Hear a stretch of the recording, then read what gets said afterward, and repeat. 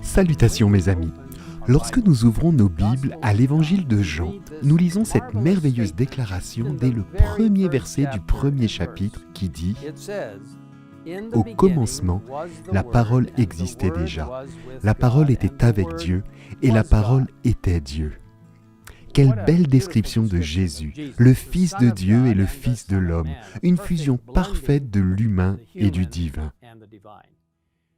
Nous ne comprenons pas exactement comment cela a pu fonctionner, mais nous savons que cela a marché. Et Jésus-Christ nous a donné ses paroles de vie à travers les Saintes Écritures. La parole de Dieu est vivante et efficace, selon Hébreux 4, verset 12.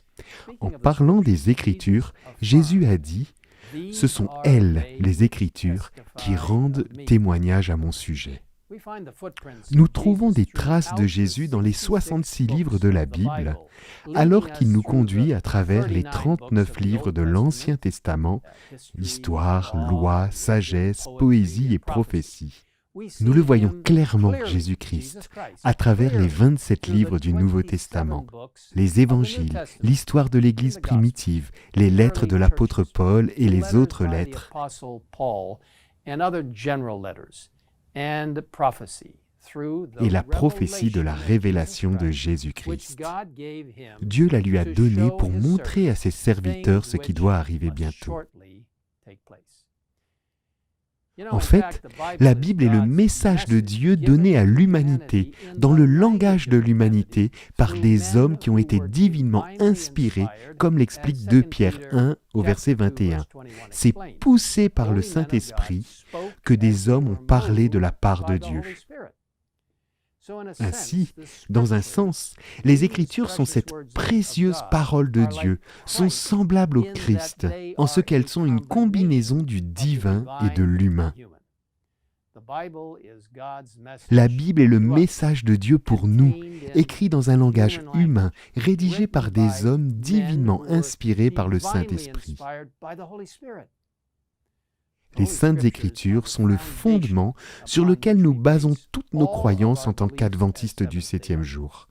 C'est pourquoi notre première croyance s'intitule « Les Saintes Écritures », qui se lit comme suit.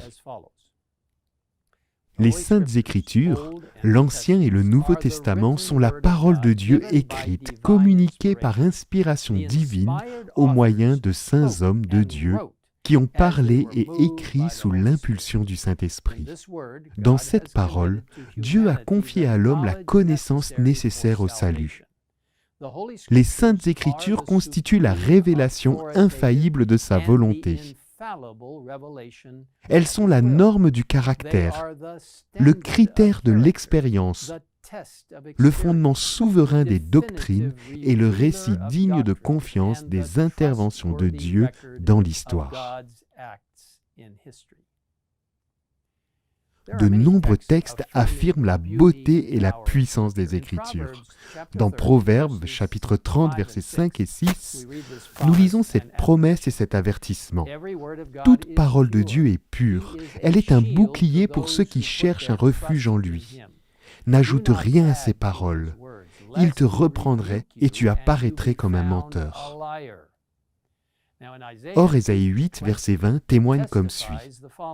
Il faut revenir à la loi et au témoignage. Si l'on ne parle pas de cette manière, il n'y a pas d'aurore pour ce peuple. Et en Jean 17, verset 17, un texte très important, nous entendons à nouveau Jésus affirmer l'importance des Écritures lorsqu'il prie pour ses disciples, demandant à son Père céleste de les consacrer par ta vérité. Ta parole est la vérité.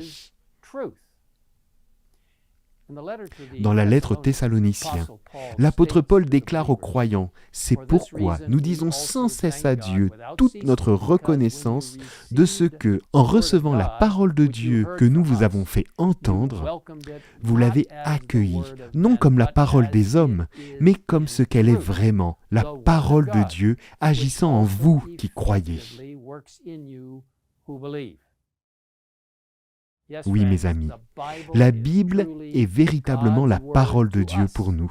Elle nous révèle sa vérité et nous rapproche de lui lorsque nous suivons ces conseils divins exposés dans ces précieuses pages. Mais pour entendre vraiment Dieu parler, nous devons aborder les Écritures avec la conviction qu'elles sont bien la révélation suprême, autoritaire et infaillible de sa volonté. Dans le livre La tragédie des siècles, nous recevons un avertissement. J'espère que vous connaissez ce livre qui est si merveilleux. Si vous ne le connaissez pas, lisez-le. Si vous l'avez déjà lu, relisez-le. Le texte dit ceci. Les vérités les plus clairement révélées dans les Écritures ont été mises en doute par des savants qui, s'attribuant une grande sagesse, enseignent que les Écritures ont un sens mystique, secret, spirituel, qui ne paraît pas dans le terme employé. Ces hommes sont de faux docteurs. C'est à eux que Jésus dit « Vous ne comprenez ni les Écritures ni la puissance de Dieu ». Là où il n'y a ni figure ni symbole, il faut donner aux termes de la Bible leur sens le plus évident. Si quelqu'un veut faire la volonté de Dieu, il connaîtra si la doctrine est de Dieu. Si l'on voulait attribuer aux paroles de l'Écriture leur sens propre, s'il n'y avait pas de faux docteurs pour égarer et troubler les esprits, il s'accomplirait sur la terre une œuvre qui réjouirait les anges et grâce à laquelle des milliers de brebis qui errent maintenant dans les ténèbres seraient introduites dans le céleste bercail. Oui, mes amis, la Bible est effectivement une lampe à nos pieds et une lumière sur notre sentier. Mais nous devons d'abord ouvrir les yeux pour voir clairement la lumière. Si vous souhaitez en savoir plus sur ce que nous, en tant qu'adventistes du 7e jour, croyons à propos des Écritures, je vous recommande 2 ressources.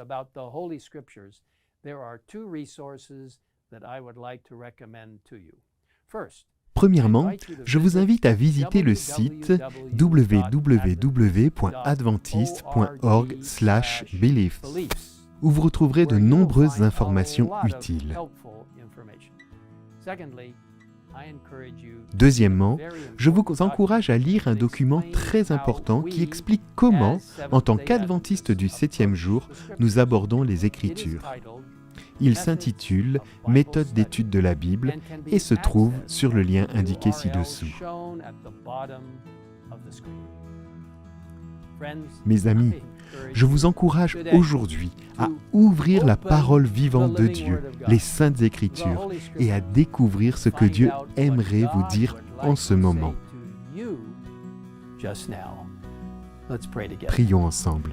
Père Céleste, merci pour la parole de Dieu. Merci parce que nous pouvons ouvrir la parole de Dieu. Merci parce que lorsque nous lisons la parole de Dieu, nous avons d'abord besoin de demander ta direction par la prière. Et merci parce que par le Saint-Esprit, tu nous révèles des vérités qui ne sont pas seulement celles qui sont sur le papier, mais qui deviendront absolument pratiques dans nos vies. S'il te plaît, donne-nous des conseils alors que nous étudions la parole de Dieu chaque jour, pour comprendre ta direction pour nos vies, alors que nous approchons du retour du Christ. Merci de nous écouter dans cette prière. Nous te le demandons au nom de Jésus. In Jesus' name we ask it. Amen.